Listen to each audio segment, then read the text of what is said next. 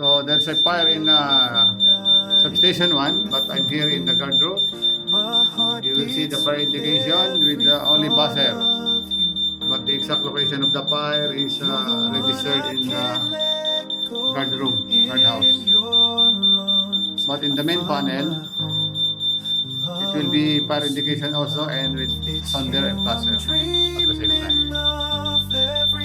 Thank you so much. Tada.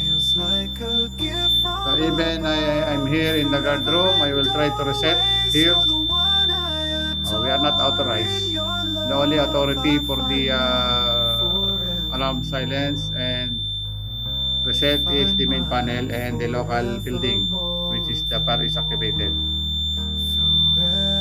So you see, even I reset this one, the same.